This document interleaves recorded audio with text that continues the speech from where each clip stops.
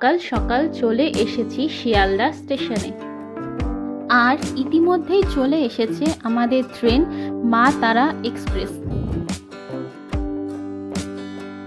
চলুন এবার ট্রেনের ভিতরে যাওয়া যাক।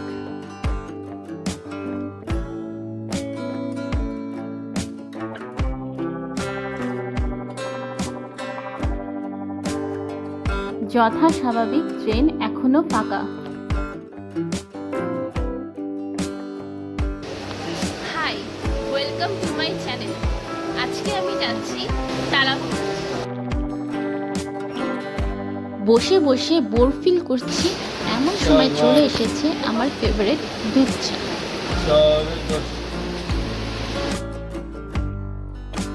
চা খেতে খেতে দেখলাম ট্রেনও স্টার্ট হয়ে গেছে।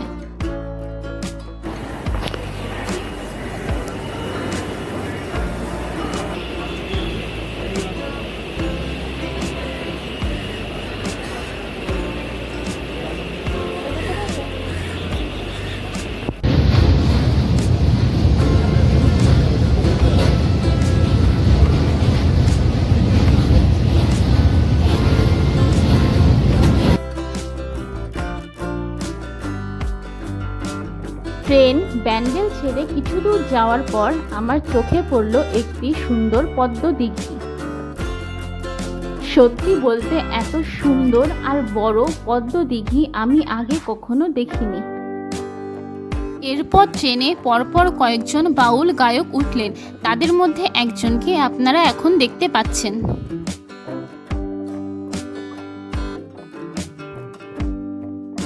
এরপর ট্রেন এসে দাঁড়ালো বর্ধমান স্টেশনে।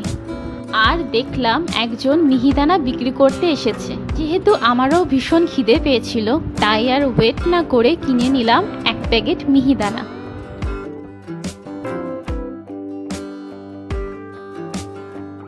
তাছাড়া বর্ধমান আসলে মিহিদানা তো খেতেই হবে, যেমন কলকাতা আসলেই রসগোল্লা।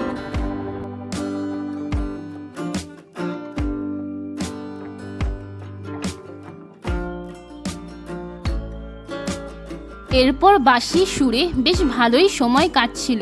হঠাৎ মনে পড়ল মা বাড়ি থেকে ম্যাগি বানিয়ে এনেছে। তারপর আর কি, যা করার তাই করলাম। সবাই মিলে ম্যাগি খেতে বসে গেলাম।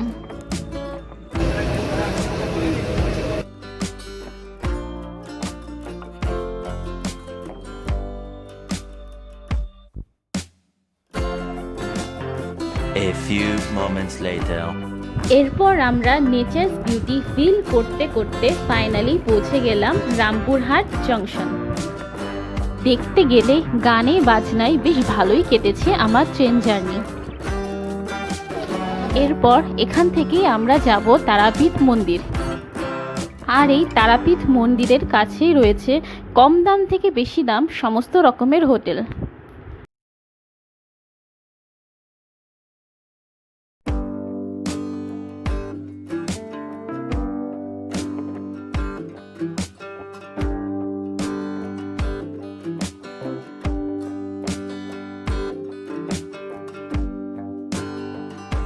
দেখতে গেলে এই রামপুরহাট স্টেশনটা দেখতেও কিন্তু বেশ সুন্দর।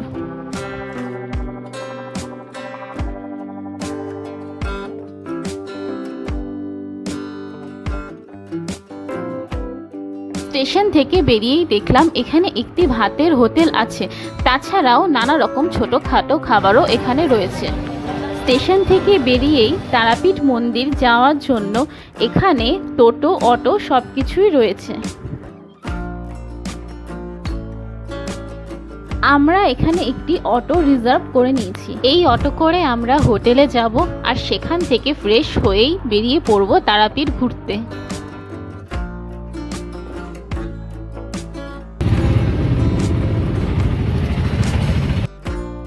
আমরা যেহেতু পরের দিন বিকালেই ফিরে যাব, সেজন্য এখনই ঘুরতে বেরিয়ে যাব। তাছাড়া আমার মতে ঘুরতে এসে ঘোরাই উচিত, রেস্ট তো বাড়ি বসেই নেওয়া যায়। যদিও সব মানুষ সমান হয় না।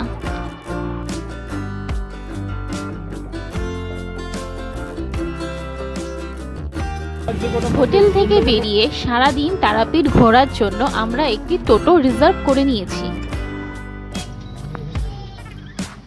আমরা প্রথমেই চলে এসেছি বামদেব ঠাকুরের জন্মস্থান আটলা গ্রামে। এখানে এসে প্রথমে আমরা গেলাম মা বিল্লবাসিনীর মন্দিরে। এটি এখানকার খুবই জাগ্রত মন্দির।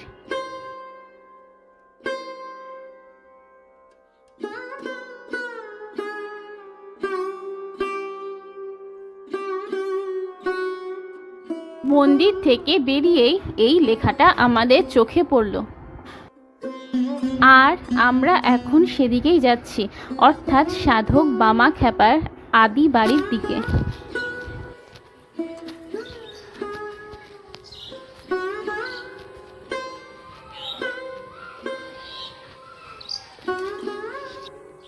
এখানে যেহেতু ফটো বা ভিডিও করা বারণ, সেজন্য আমি ভেতরের আর ভিডিও করছি না।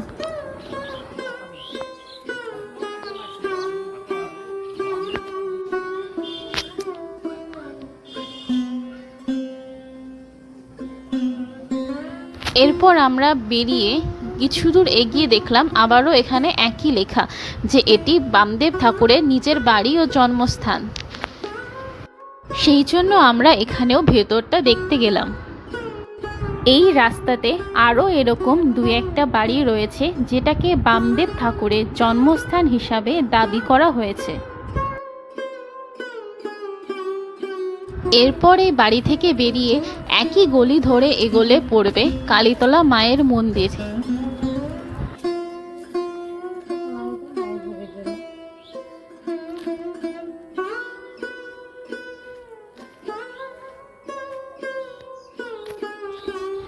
এই একই জায়গায় রয়েছে আরও একটি মন্দির, এবং এই প্রতিটি মন্দিরকে বামদেব ঠাকুরের সাধনা স্থল হিসাবে দাবি করা হয়েছে। আমি যেহেতু তারাপীঠে প্রথমবার এসেছি, সেই জন্য আমার পক্ষে বলা ভীষণই মুশকিল যে কোনটা বামদেব ঠাকুরের আসল পৈতৃক বাড়ি। আপনারা যদি কেউ জেনে থাকেন তবে অবশ্যই সেটা আমাকে কমেন্ট সেকশনে জানান।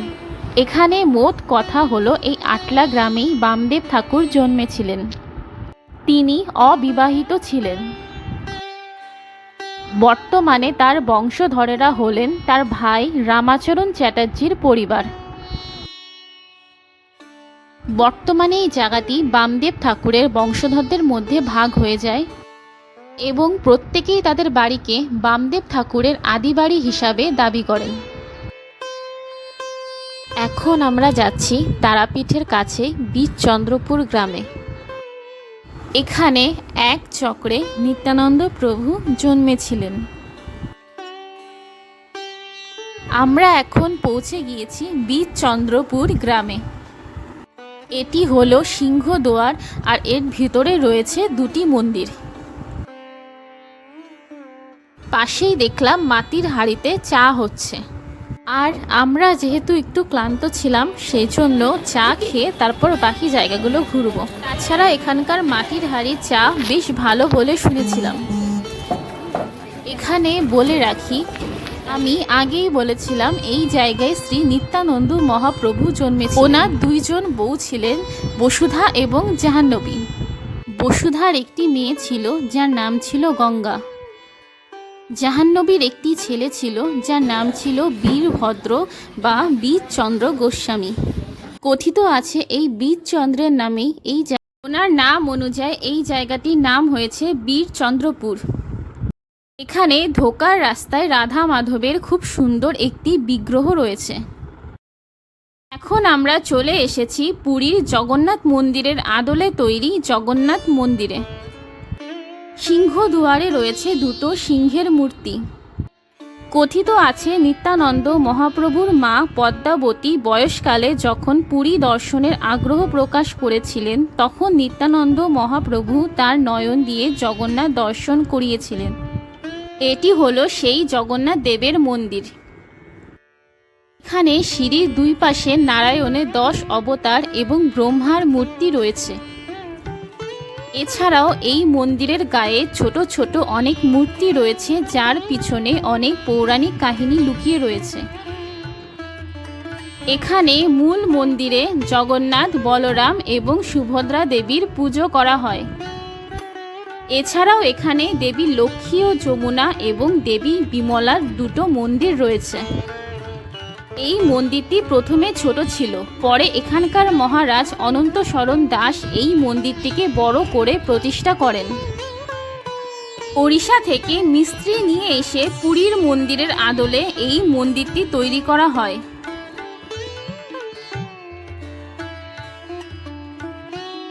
এই একই রাস্তা ধরে সোজা গেলে পড়বে বাঁকা রায়ের মন্দির। বাঁকা অর্থাৎ শ্রীকৃষ্ণ এবং রায় অর্থাৎ রাধিকা। বাঁকারাই হল শ্রী রাধা ও কৃষ্ণের মিলিত রূপ। তবে এই মন্দিরের আসল নাম হল বঙ্কিমা রায়। শেষ বয়সে শ্রী চৈতন্য মহাপ্রভুর আদেশে নিত্যানন্দ মহাপ্রভু তার নিজের জন্মভূমিতে ফিরে আসেন। এরপর তিনি যমুনা নদীর মধ্যে এই বাঁকারায়ের বিগ্রহ খুঁজে পান এবং এটিকে একটি মন্দিরে প্রতিষ্ঠা করেন। এরপর তিনি এই বিগ্রহের সেবা পূজা করতে থাকেন এবং পরে এই বাঁকারায়ের বিগ্রহের মধ্যে বিলীন হয়ে যান। এরপর ওনার পুত্র বীরচন্দ্র গোস্বামী এখানে আসেন এবং তিনি বাঁকারায়ের মূর্তির পাশে তার মাতাগণ অর্থাৎ বসুধা এবং জাহ্নবী দেবীর মূর্তি প্রতিষ্ঠা করেন। এরপর তিনি এই তিনটি বিগ্রহের সেবা পূজা করতে থাকেন। এই মন্দিরের ভেতর বীরচন্দ্র গোস্বামীর একটি ছোট সমাধিও রয়েছে। এই মন্দিরে এই তিনটি বিগ্রহ ছাড়াও নিত্যানন্দ মহাপ্রভুর পিতা হারাই পণ্ডিত দ্বারা পূজিত কয়েকটি বিগ্রহ রয়েছে। এখানের এই নাট মন্দিরটি ভীষণ সুন্দর এবং এর থামে নারায়ণের 10 অবতারের মূর্তি রয়েছে।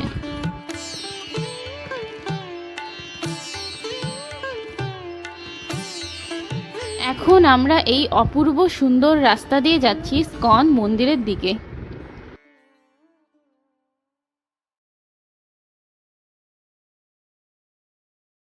আমরা পৌঁছে গিয়েছি ইস্কনে এবং সামনেই রয়েছে মূল এক চক্রা চন্দ্রোদয় মন্দির। এই এক চক্র নাম কুরুক্ষেত্রের যুদ্ধের সাথে যুক্ত। কুরুক্ষেত্রের যুদ্ধে কৃষ্ণ যখন একজন যোদ্ধা হিসাবে যুদ্ধে সক্রিয়ভাবে অংশগ্রহণ না করার ব্রত ভঙ্গ করেন এবং তার ভক্ত অর্জুনকে সাহায্য করার জন্য এবং ভীষ্মকে হত্যা করার জন্য যখন রথের চাকা নিয়ে ছুটে আসেন, তখন অর্জুন তাকে আটকানোর চেষ্টা করেন যাতে তার ব্রত ভঙ্গ না হয়। এবং পরে ভীষ্ম যখন তাকে প্রার্থনার মাধ্যমে তুষ্ট করলেন, তখন শ্রীকৃষ্ণ তার ক্রোধ হারিয়ে রথের চাকা এক পাশে ফেলে দিয়েছিলেন। চক্রটি এই ভূখণ্ডে পড়েছিল, তাই এই জায়গাটির নাম এক চক্র। এখানেও আপনারা দেখতে পাচ্ছেন দুটি ময়ূরের মাঝে একটি চক্র বা চাকা রয়েছে। এছাড়া এই মন্দিরের প্রবেশ পথে দুপাশে রয়েছে জয় ও বিজয়ের মূর্তি। এছাড়াও এখানে গেস্ট হাউস রয়েছে, আপনারা চাইলে এখানে থাকতেও পারেন। এখানকার বুক স্টল থেকে আমি এই বইটি কিনেছি, দেখি আমি আমার লস্ট হ্যাপিনেস খুঁজে পাই কিনা।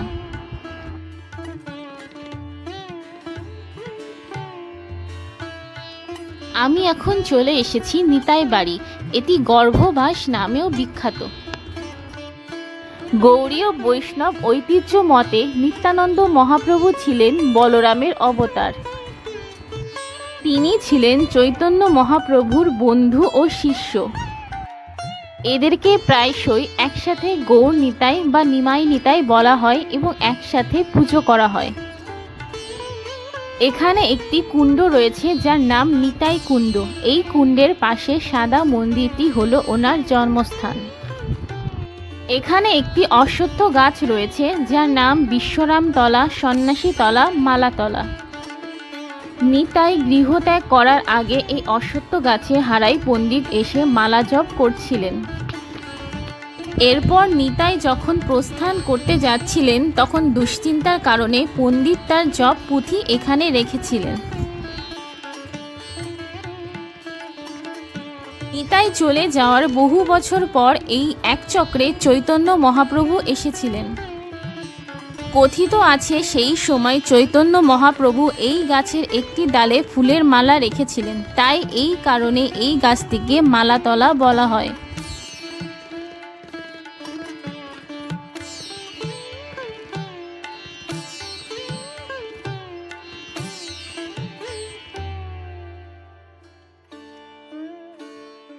এখন আমি চলে এসেছি হাটুগাড়া মন্দির।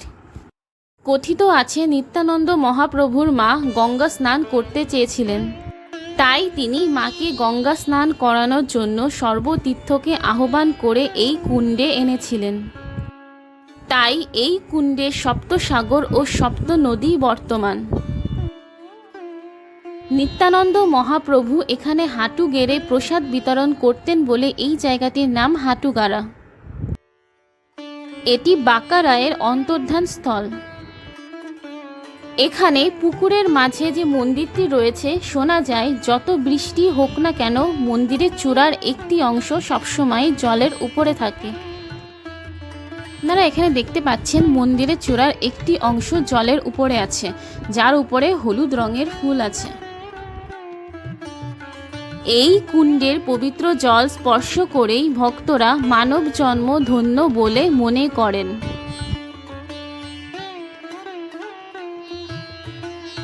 এখন আমি চলে এসেছি গৌড়ীয় মঠ।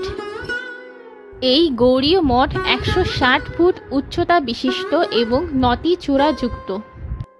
এখানেও গেস্ট হাউস রয়েছে, আপনারা চাইলে এখানেও থাকতে পারেন। তাছাড়া এখানকার পরিবেশও ভীষণ শান্ত। এই মঠের ভিতরে একটি বড় হলঘর রয়েছে, যার ভিতর একটি বড় নিত্যানন্দ মহাপ্রভুর বিগ্রহ রয়েছে।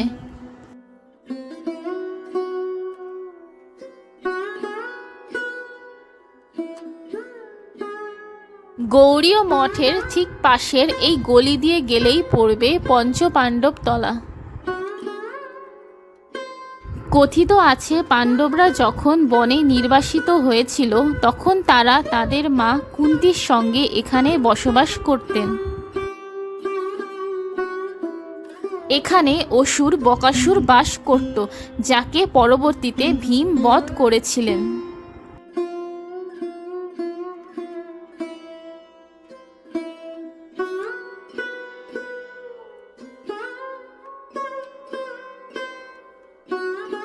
ফাইনালি আমাদের বীরচন্দ্রপুর ঘোরা কমপ্লিট হয়ে গেছে।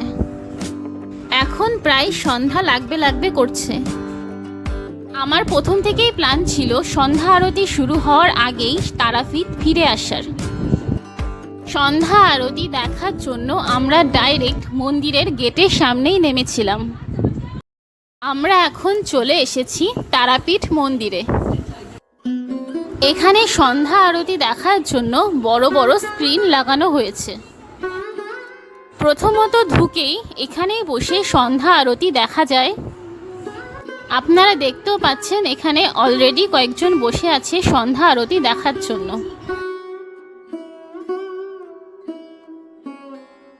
তাছাড়া সামনের এই জায়গাটা যেখানে অনেকে বসে আছে, এখানে বসেও সন্ধ্যা আরতি দেখা যায়।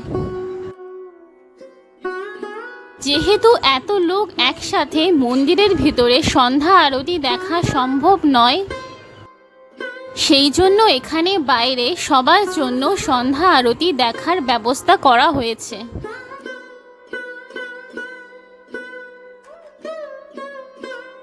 আর তারাপীঠে এই রাতের আলোকসজ্জা ভীষণ সুন্দর লাগছে।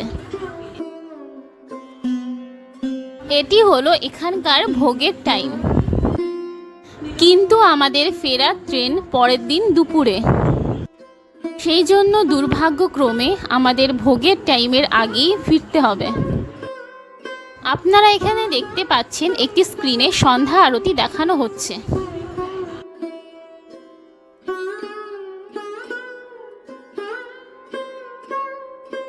সব জায়গা ঘোরা শেষ হওয়ার পর আমাদের সবার খাওয়ার কথা মনে পড়ল। দেখতে গেলে আমাদের সারাদিন তেমন কিছু খাওয়া হয়নি।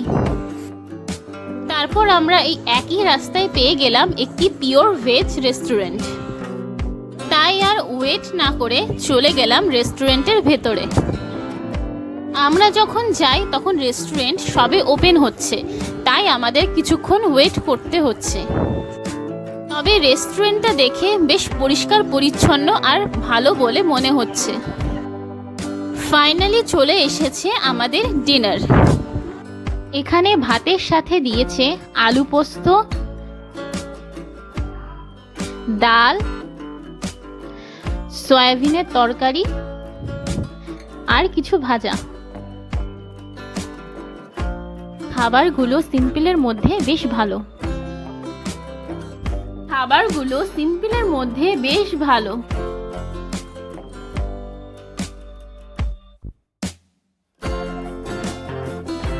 এখন আমরা আপাতত হোটেলে ফিরছি।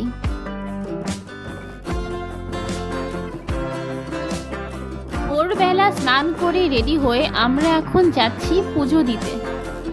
সামনের দিকে তাকিয়ে দেখলাম ফুল বিক্রি করার চেষ্টা চলছে, আর সাকসেসফুলি ফুল বিক্রিও করে দিয়েছে। এখন আমরা চলে এসেছি ভিআইপি গেটে। একই রাস্তা দিয়ে গেলে প্রথমে পড়বে মেইন গেট, তারপরে পড়বে ভিআইপি গেট। এখান থেকে আমরা কিনে নেব পুজোর ডালা, আর জবা ফুলের মালা তো প্রথমেই কেনা হয়ে গেছিল।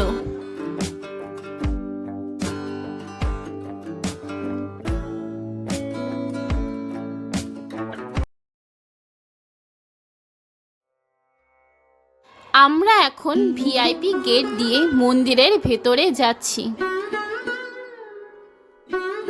আমাদের পাশেই রয়েছে ভিভিআইপি গেট।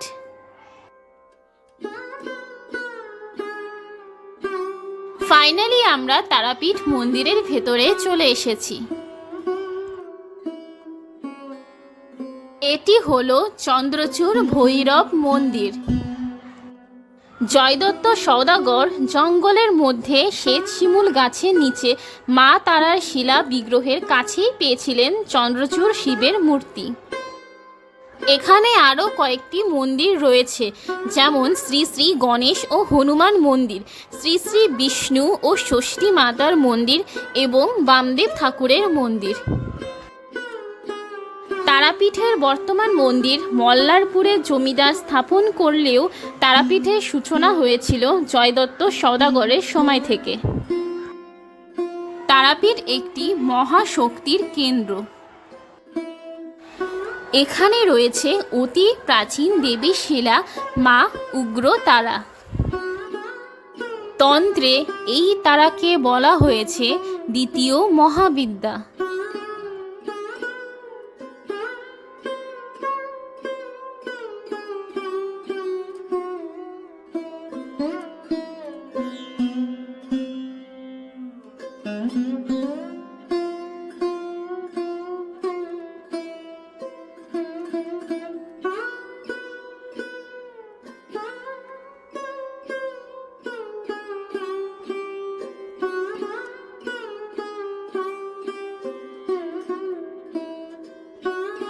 এটি হলো জীবিত কুণ্ড। এই কুণ্ডের জলের স্পর্শে জয়দত্ত সওদাগরের মৃত ছেলে প্রাণ ফিরে পেয়েছিল। কুণ্ডের পাশে এটি হলো জেনারেল লাইন। জেনারেল লাইনে যাওয়ার জন্য মেইন গেট দিয়ে যেতে হবে। বিভিন্ন অমাবস্যায় এই মন্দিরে বিশেষভাবে পুজো হয়, যার মধ্যে কৌশিকী অমাবস্যা অন্যতম।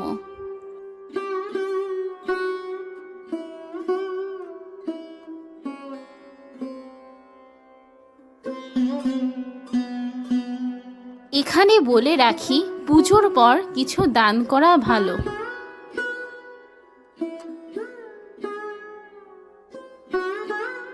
বীরভূমে দ্বারকা নদী উত্তরবাহী, আর হিন্দু শাস্ত্রে উত্তরবাহী নদীকে অত্যন্ত পবিত্র বলে মনে করা হয়, যেমন গঙ্গা নদী উত্তরবাহী।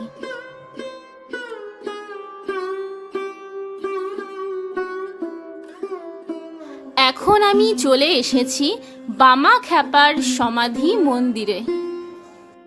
তিনি মায়ের মন্দিরে পুজো করতেন এবং শ্মশানে সাধনা করতেন। তার পূর্ব ইচ্ছাতেই শ্মশানের এই অংশে তাকে সমাধিস্থ করা হয়।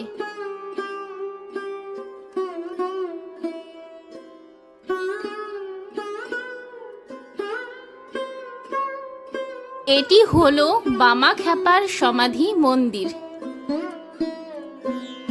সমাধি মন্দিরের পাশেই রয়েছে পঞ্চমুণ্ডের আসন। পঞ্চমুণ্ডের আসন ঘিরে রয়েছে এক অলৌকিক শক্তি। কথিত আছে বহু যুগ আগে এই আসনে বসে তারা দেবীকে তুষ্ট করে তারাপীঠকে সিদ্ধপীঠে পরিণত করেছিল ঋষি বৈশিষ্ট্য। বামাখ্যাপাও এই আসনে বসে সিদ্ধি লাভ করেছিলেন। এই আসন আজও জাগ্রত। খুব শুদ্ধ মনের মানুষ না হলে এই আসনে বসা মাত্র সারা শরীরে তীব্র জ্বালা হয় এবং সেই জ্বালায় উন্মাদ হয়ে যায় মানুষ। শোনা যায় তারাপীঠ মহাশ্মশানে জ্যোতিরূপে আবির্ভূত হন মা তারা। অনেকেই অন্ধকারের মহাশ্মশানের মধ্যে মিটমিটে এই আলো দেখতে পান, যা হলো মা তারা। তবে কেউ কাছে যায় না।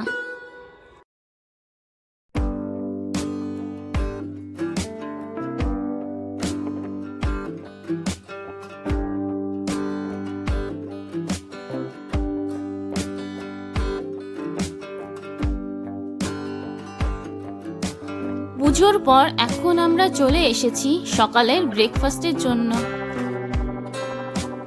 সকালের ব্রেকফাস্টের জন্য আমরা নিয়েছি লুচি ঘুগনি। ব্রেকফাস্টের পর হোটেলে ফিরে রেডি হয়ে আমরা চলে যাব স্টেশনে। এখন আমরা চলে এসেছি স্টেশনে আর এখন সময় হয়ে গেছে বাড়ি ফেরার ট্রেন ধরার। যতক্ষণে ট্রেন স্টার্ট হচ্ছে আমরা কিছু খাবার কিনে নিই, আর ততক্ষণ আপনারা আমাদের চ্যানেলটিকে সাবস্ক্রাইব করে দিন। আজকে এই পর্যন্তই থাকছে। খুব তাড়াতাড়ি দেখা হবে আবার আমার নেক্সট ভিডিওতে। আর ততক্ষণ গুড বাই।